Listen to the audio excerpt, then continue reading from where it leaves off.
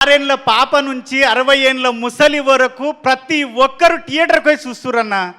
ఎవరన్నా మా ఇంటి పక్కన రామ్లక్ ఉంటుంది, ముసలామే మా పోరడు అన్నాడు, నాయనమ్మ 4 రోజులు అయితే ఫోన్లో వస్తుంది చూడొచ్చు అంటే, అరే బాడక అది సినిమా ఆ థియేటర్లో చూసే సినిమానంట, ఫోన్లలో చూడొద్దంట, థియేటర్లో చూసే సినిమానంట అని ఒక ముసలామె అన్న, ఒక 55 ఏళ్ళ ముసలామే ఆ మాట అంటుంది. ఆమె కూడా థియేటర్లో చూడాలనుకుంటుందంటే మన సినిమా ఎంత గొప్ప సినిమా అన్న, ఎంత గొప్ప కథ అన్న. ఇన్స్టాలో మొత్తం సినిమాను మొత్తం రివీల్ చేసేసారన్న. అయినా సరే ఏ ఒక్కరు కూడా ఎంత రివీల్ అయినా సరే ప్రతి ఒక్కరు సినిమాని థియేటర్లోనే చూడాలి, సినిమాని థియేటర్లోనే చూడాలి అన్న. నిజంగా చెప్తున్నా, అప్పుడెప్పుడో ఒసే రామలమ్మ సినిమాలో ఒసే రామలమ్మ సినిమాకి మా ఊర్లో లైన్లు కట్టి ఆడ మొగ అమ్మ నాయనమ్మ పిల్లలు అందరు పోయేది. మొన్న చూసినన్న ఏ సినిమా అయినా షాద్నగర్లో ఒకటే థియేటర్లు వేస్తారు, 3 థియేటర్లో 4 రోజులు హౌస్ఫుల్ ఉంది. ఇప్పటికీ టికెట్లు లేవు, అందరు నాకు కాల్ చేస్తున్నారు, అరే నువ్వు చేయొచ్చు కదా, నువ్వు అరే నాయన అవి అట్లుండేరు అయ్యా, అందులో బుక్ చేసుకోవాలని చెప్పుకుంటున్నా. అంత గొప్ప సినిమా. ఇంకోటి సార్, నీకు నేను నా భార్య నా పిల్లలు నేను సచ్చే వరకు శివనిర్వాణ సార్ని మర్చిపోతే నేను మనిషినే కాదు. ఎందుకంటే నేను ఒక 18 ఏళ్ళు అయింది ఇండస్ట్రీకి వచ్చి, ఒక 12 ఏళ్ళ నుంచి ఒక లేడీ గెటప్లో బతుకుతున్నా. కొమరక్క అనే గెటప్లో, కొమరక్క అనేది లెజెండు, ఆమె తోపు, ఆమె నేను కాదు సార్, ఒక గెటప్ మాత్రమే. నన్ను చాలామంది చాలా విధాలుగా కొన్ని అవమానపరిచి, వీడు లేడీ గెటప్పే చేస్తాడు, వీడు లేడీ గెటప్పే చేస్తాడు. నా ఫ్రెండ్స్ నా డైరెక్టర్లు నా రూమ్లో ఉన్నోళ్ళు 15 మంది డైరెక్టర్లు అయ్యారు సార్. వాళ్ళొక్కరు కూడా నా గురించి ఆలోచించలేదు సార్. నేను ఎంత చేస్తున్నా వాళ్ళకి తెలుసు.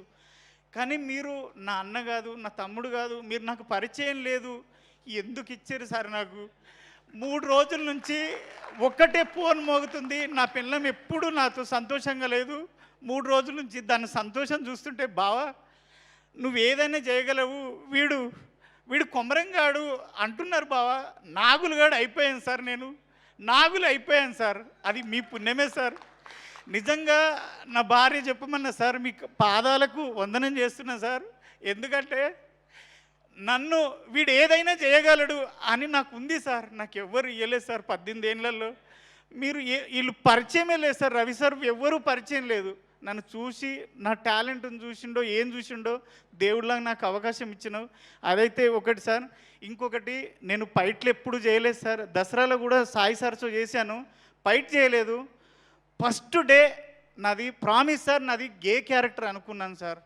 నన్ను ఒక లేడీ గెటప్ వేసేటోని పిలుస్తున్నాడు అంటే ఏదో గే క్యారెక్టర్ ఏదో అనుకున్నాను. కానీ వచ్చి సార్ నాకు రెడ్ షర్ట్ వేసి గెటప్ వేసి నువ్వు రవి సార్ గల్లబట్టి కొట్టాలంటే ప్యాక్ అయినాయి సార్. నా తోటి కాలే సార్, నిజం సార్, నా తోటి కాలే. అప్పుడు ఆడొక బూత్ మాట ఉంటుంది, సార్ అన్నాడు అనరా అన్నాడు. అమ్మ నీ కాలుమొక్త సార్, నేను అనలేను సార్ అన్న. అంటే ఏం కాదు అనరా అన్నాడు. మీరు వచ్చేటప్పటికే నేను చెమటలతో తడిచిపోయినా సార్. మీరు అనుకున్నారు ఆ స్ప్రే కొట్టారేమో అనుకున్నారు సార్. కానీ అప్పటికే నేను మిమ్మల్ని చూసి తడిచిపోయాను సార్ అప్పటికే.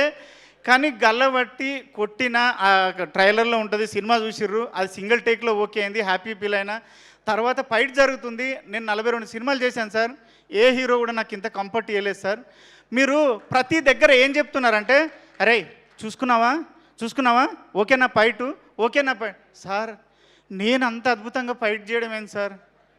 ఎన్ని ప్రొడక్షన్ హౌస్ల నుంచి నాకు ఫోన్లు వచ్చినాయి సార్. ఈ 3 డేస్లోనే ఒక 7 ప్రొడక్షన్ హౌస్ల నుంచి నాకు కాల్స్ వచ్చినాయి సార్.